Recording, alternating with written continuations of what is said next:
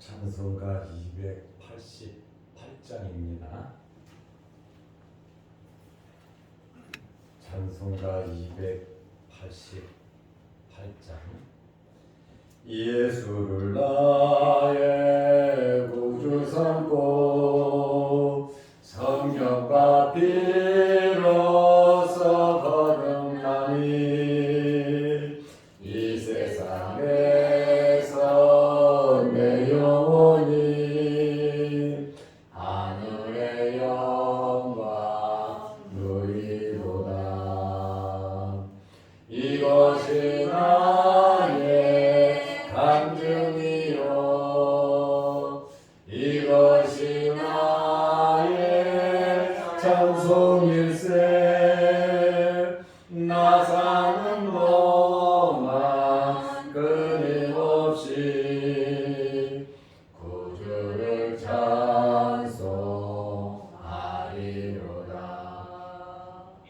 온전히 주께 맡긴 내 영, 사랑의 음성을 듣는 중에 천사들과 함께하는 것과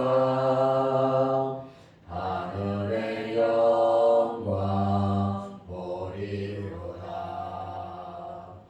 이것이 나의 간증이요, 이것이 나의 찬송일세. 나 사는 동안 끊임없이 구주를 찬송하리로다. 주 안에 기쁨 누림으로 마음의 풍랑이 잔잔하니 세상과 나는 한 곳 없고 구속한 주만 보이도다. 이것이 나의 간증이요, 이것이 나의 찬송일세.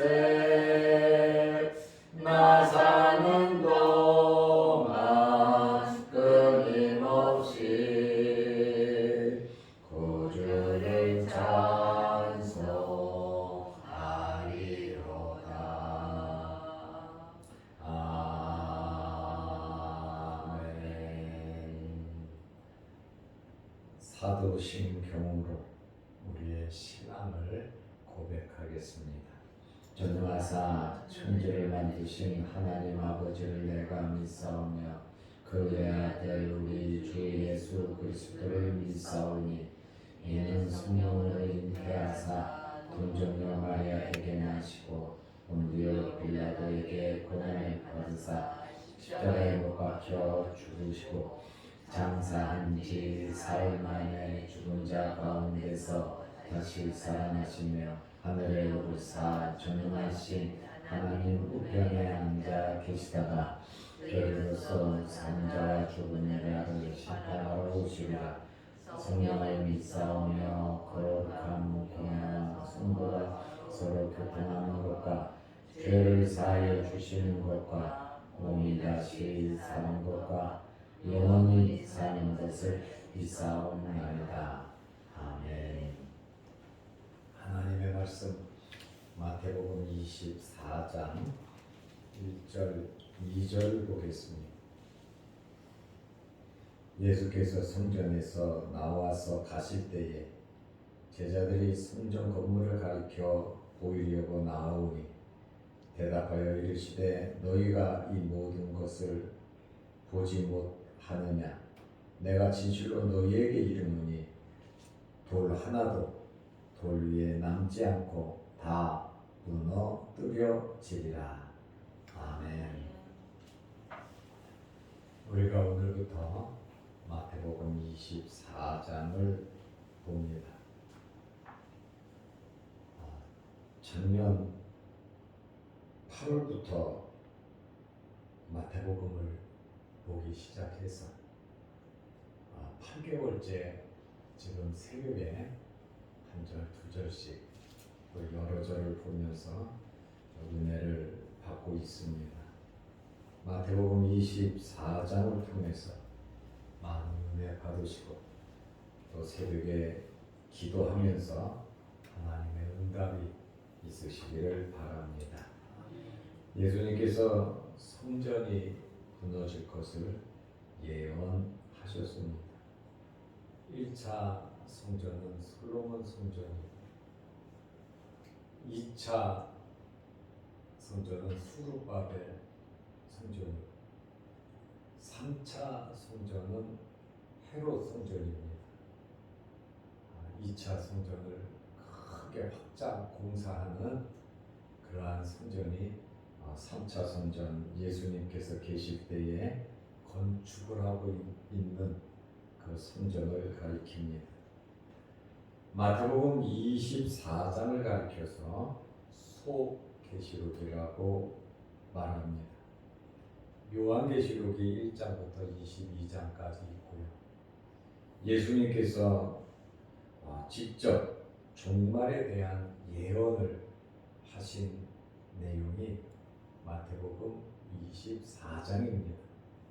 그래서 일명 한 장으로 되어 있지만 소계시록이다 이렇게 호칭을 하고 있습니다. 24장 1절 말씀을 보면 예수께서 성전에서 나와서 가실 때에 제자들이 성전 건물들을 가리켜 보이려고 나오니, 여기 성전은 히에론이라고 하는 말인데 문자적으로 성전 경내를 의미합니다. 예수님께서 이미 성전에서 나오셨고 성전 건물 옆으로 지나가시고 계셨습니다. 따라서 성전 뜰에서 제자들과 대화를 나누신 것입니다. 성전은 아직 완공이 되지 않아서 공사하고 있는 중이었습니다. 그런데 이 성전은 엄청나게 웅장했고 화려했을 뿐만 아니라 보는 사람마다 그 크기에 의해서 감탄을 했습니다. 스룹바벨이 지은 제2성전을 대헤롯이 준축을 했습니다. 대헤롯은 예수님 탄생하실 때 있었던 헤롯을 대헤롯이라고 말합니다. BC 19년에 예수님께서 오시기 19년 전, 20년 전에 유대인들에게 환심을 사기 위해서 헤롯이 공사를 시작했습니다. 헤롯은 에돔족 사람이에요. 그런데 이스라엘 왕이었단 말이에요. 그러다 보니까 유대인들의 환심을 사기 위해서 성전을 아름답게 크게 고쳐주고 있었습니다. 이 성전 증축 공사는 약 80년간 했습니다. AD 63년 알베누스 총독에 의해 완공되었어요. 그러니까 예수님 당시에 한 40년 정도 된 거예요. 성전 증축 공사가. 이 성전은 거대한 대리석으로 돌려졌고 지붕과 특별한 곳은 순금으로 꾸몄습니다. 예수님 당시에도 열심히 공사하고 있었습니다. 그런데 이 성전이 황폐해지고 무너질 것이라고는 누구도 믿지 않았습니다. 성전은 하나님의 전이잖아요. 하나님의 곳이 하나님께 예배드리는 것인데 그 성전이 무너질 것이라고 하는 것은 솔로몬 성전 때부터 사람들은 생각조차 할 수가 없었어요. 왜? 거룩한 장소고 하나님께서 특별히 지켜주실 걸로 믿은 겁니다. 그런데 마태복음 23장 38절에 보라 너희 집이 황폐하여 버려진 바 되리라. 예수님께서 서기관들과 바리새인들에게 말씀하셨어요. 선지자들을 수도 없이 죽이고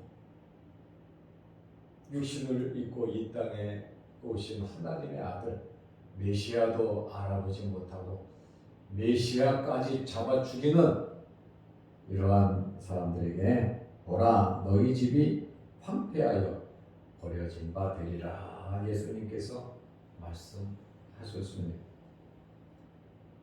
마가복음 13장 1절에 예수님 제자들이 성전을 가르치잖아요. 굉장히 멋있다고 감탄을 하고 있습니다. 그러나 예수님께서 바로 그 말을 맞받아치면서 2절 말씀에 내가 이 큰 건물들을 보느냐 돌 하나도 돌 위에 남지 않고 다 무너뜨려지리라. 돌과 돌이 쌓여서 건물이 이루어지잖아요. 그런데 예수님의 이 말씀은 돌 하나도 돌 위에 남지 않는다. 돌과 돌 사이에 보석과 귀금속이 있는 줄 알고 로마 군인들이 다 때려부신 겁니다. 하나도 남기지 않고 붙어놓지 않고 다 예수님 말씀대로 깨뜨려 버렸지요. 예수님께서 굉장히 충격적인 말씀을 하셨어요. 어떻게 보면 성전 모독죄에 해당된다고 볼 수 있지요. 하나님의 성전이 파괴될 거다, 무너질 거다 그러면 유대인들이 볼 때는 하나님의 거룩한 성전을 가리켜서 망한다 그러니까 성전 모독죄라고 할 수도 있죠.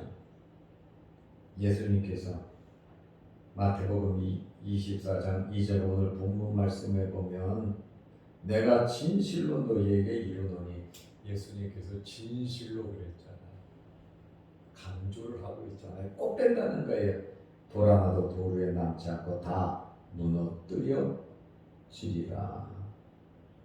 지금 성전을 짓고 있는데 지금 40년째 짓고 있는데 확장 공사하고 있는데 그것이 무너질 거라고 예수님께서 말씀하시니 얼마나 예수님이 싫겠습니까?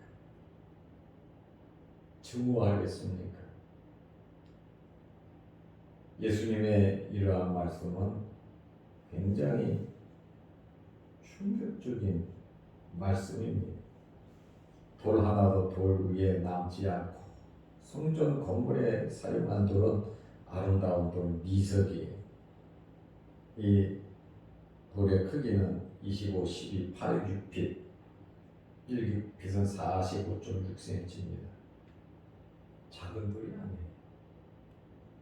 그런데 회복 불가능으로 완전히 파괴될 것을, 이 돌을 쓸 수 없을 정도로 완전히 파괴될 것을 말씀하셨어요. 수리하거나 보완할 수 없도록 완전 파괴를 예수님께서 말씀하셨어요.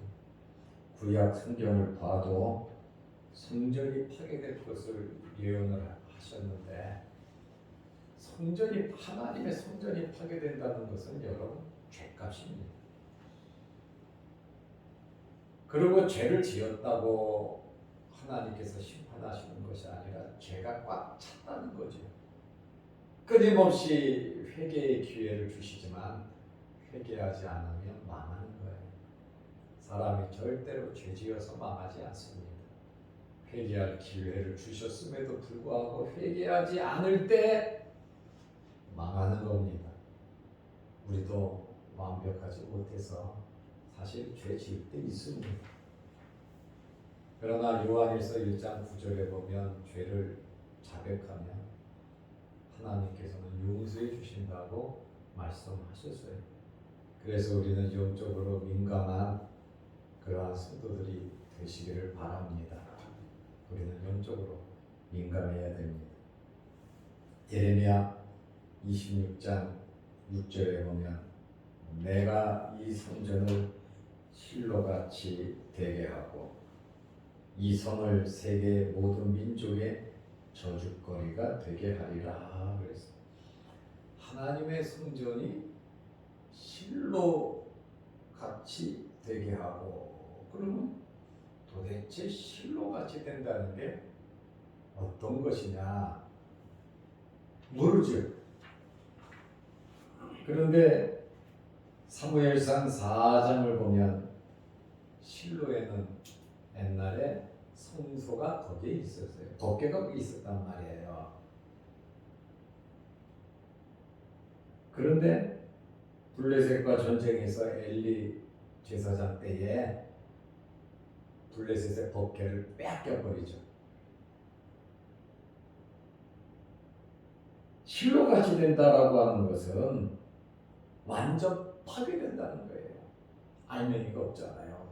덮개가 블레셋 이방 나라에 빼앗기는 것처럼 이 성전은 실로같이 될 것이다. 쓸모없는 그러한 성전이 될 것이고, 이 성 예루살렘 성은 세계 모든 민족의 저주거리가 될 것이다. 하나님을 떠난 백성의 결과가 이렇다는 거예요. 예레미야 26장 18절에 보면 유다왕 시스기야 시대의 모레셋 사람 미가가 유다의 모든 백성에게 예언하여 이르되, 미가 선지자가 예언한 겁니다. 만군의 여호와께서 이와 같이 말씀하셨느니라. 시온은 밭같이 경작지가 될 것이며. 시온은 예루살렘이에요. 찬란하고 아름다운 성읍 아닙니까? 도시가 형성되어 있는데 밭같이 경작지가 된다. 다 부셔진다는 이야기예요. 예루살렘은 돌무더기가 되며 폐허가 된다는 말이죠. 이 성전에 사는 산당의 숲과같이 되리라. 그냥 완전히 이 성전도 폐허가 되어버릴 것을 미가 선지자가 예언했죠. 미가서 3장 12절에 이러므로 너희로 말미암아, 너희 때문에, 사람 때문이죠. 하나님의 백성들 때문에 시온은 갈아 엎은 밭이 되고 예루살렘은 무더기가 되고 성전에 사는 숲이 높은 곳이 되리라. 학개서 2장 15절에 이제 원하건대 너희는 오늘부터 이 전 곧 여호와의 전에 돌이 돌 위에 놓이지 아니하였던 때를 기억하라. 성전이 완전히 무너졌던 그 때를 기억하고 하나님을 잘 섬기라고 말씀하고 있습니다. 성경을 기록한 목적은 두 가지라 그랬어요. 첫째는 예수 그리스도를 통한 구원의 길을 우리에게 안내하고, 둘째로 성경을 기록한 목적은 우리를 교훈하기 위해서 기록이 됐다 그랬습니다. 예수님께서 성전이 무너질 것을 말씀하신 이러한 말씀을 보면서 왜 성전이 무너져야 하느냐? 왜 무너지느냐? 하나님의 백성들이 잘하는데 무너지느냐? 그게 아니라는 거예요. 죄를 범하고 회개하지 않을 때는 하나님께서 성전까지라도 하나님의 전, 하나님의 집, 하나님께서 구별하여 세운 그것까지라도 무너뜨려 버리신다고 하는 그러한 말씀을 우리는 깨달아야 되는 것입니다. 하나님의 성전도 하나님께서 파괴하신다고 하는 이 사실을 우리는 알아야 돼요. 이스라엘 사람들의 교만이 뭡니까? 우리는 선택받은 아브라함의 자손이라는 거예요. 그리고 우리에게는 하나님의 성전이 있다는 거예요. 예루살렘이 있다는 거예요. 그리고 하나님께서 늘 우리를 도와주신다고 하는 그러한 교만된 마음을 가졌어요. 물론 하나님의 복을 받았죠. 그러면 제대로 살아야 되는데 자기들 마음대로 살면서 우리는 하나님의 택한 백성이고 언약의 자손이고 성전이 있고 하나님의 말씀을 받은 우리 자손들이라고 그것 때문에 교만해서 결국에는 엄청나게 망하고 말았습니다. 예수님 말씀대로 AD 70년에 로마의 디도 장군이 이끄는 로마 군대에 의해서 역사적으로 실현되었어요. 예수님께서 돌아가신 지 30여 년 만에 주님 말씀이 그대로 이루어졌고 예수님께서 예루살렘을 바라보면서 눈물을 흘리셨잖아요. 우셨잖아요. 성경에 예수님께서 우신 기억은 3번 있습니다. 나사로가 죽었을 때, 또 예루살렘의 멸망을 바라보면서 우셨고, 또 겟세마네 동산에서 통곡하며 이렇게 3번 우셨는데 예루살렘을 바라보면서 예수님께서 우셨다는 거예요. 이렇게 성전이 무너진다, 나라가 망한다고 하는 이 사실은 굉장히 아픈 역사죠. AD 63년 알비누스 총독에 의해서 성전이 완공되었는데 겨우 7년, 8년 만에 완전히 파괴된 겁니다. 우리가 평생을 이루고 쌓아왔던 것이 하루아침에 무너질 수도 있다는 거예요. 쌓기는 어려워도 여러분, 무너지는 것은 쉽습니다. 그러므로 우리가 정말 하나님 앞에서 잘 살아야 합니다. 하나님 말씀대로 살아야 합니다. 23장은 여러분 서기관들과 바리새인들의 죄악을 지적한 그러한 내용이잖아요. 그리고 7가지 화를 말씀하셨잖아요. 그리고 결론이 뭡니까? 예수님께서 마태복음 23장의 결론이 뭐예요? 23장의 결론은 보라 너희 집이 황폐하여 버려진 바 되리라고 하는 것이 예수님 말씀의 결론이란 말이에요. 망한다는 거예요. 그러니 우리들이 이러한 말씀을 보면서 바르게 살면 되는 거예요. 말씀대로 말씀 교훈 삼아 서기관들과 바리새인처럼 살지 않으면 된다는 거예요. 예수님께서 성전 파괴에 대해서 머뭇머뭇하지 않으시고 단호하게 말씀하셨잖아요. 그러면서 3절부터 24장에 소개되는 이 종말에 대한 메시지, 앞으로 이루어질 일들에 대한 이 메시지는 긴박성과 강렬한 심판인가 주님 말씀하신 그대로 이루어지는 것을 우리는 알아야 되고, 인류 역사는 예수 그리스도의 재림에 초점이 맞추어져 있습니다. 믿든지 안 믿든지, 믿는 사람들도 믿든지 안 믿든지, 그러나 인류 역사의 종말은 예수 그리스도의 재림에 맞추어져 있습니다.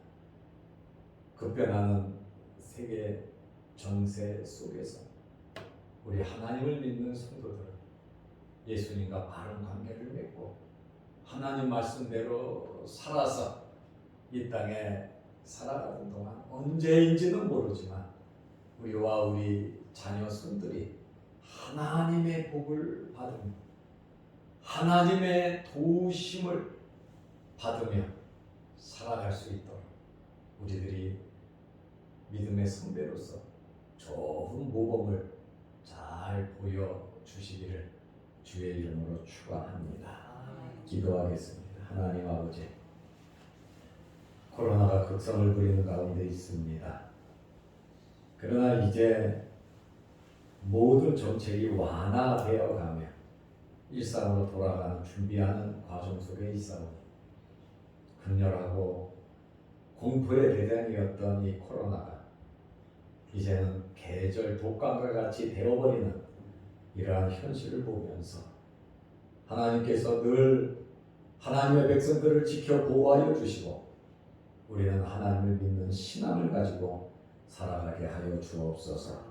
살아나 죽거나 먹거나 마시나 우리가 무엇을 하든지 주님의 보심을 알게 하시고 주님의 영광을 위하여 살아가게 하여 주옵소서. 코로나로 인하여 교회와 성도들이 어려움 당하지 않도록 도와주시고 어려움을 당하고 있는 모든 소상공인들에게도 기업에 함께하여 주셔서 더불어 잘 될 수 있도록 아버지 복을 내려 주옵소서. 오늘도 이 새벽에 우리를 일깨우시고 주의 전으로 불러주셔서 기도하게 하시오니 감사합니다. 우리가 8개월 동안 마태복음을 보고 있는데 짧은 말씀 속에서 한 가지씩이라도 깨달음이 있게 하시고 기도 제목이 있게 하시고 기도할 때마다 응답받게 하여 주옵소서. 오늘도 수요일 저녁 예배로 모일 때에 함께하여 주시고 인생의 본분이 하나님께 예배 드리는 것임을 알고 우리가 예배 시간을 기억하고 주의 전에 모이기를 힘쓰게 하여 주옵소서. 영상 유튜브를 보며 예배를 드리며 기도하는 성도들의 간절한 기도 제목도 이루어 주옵소서. 예수님의 이름으로 기도드리옵나이다.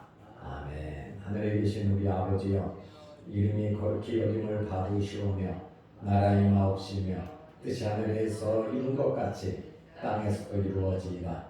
오늘날 우리에게 일용할 양식을 주옵시고 우리가 우리에게 죄 지은 자를 사하여 준 것 같이 우리 죄를 사하여 주옵시고 우리를 시험에 들게 하지 마옵시고 다만 악에서 구하옵소서.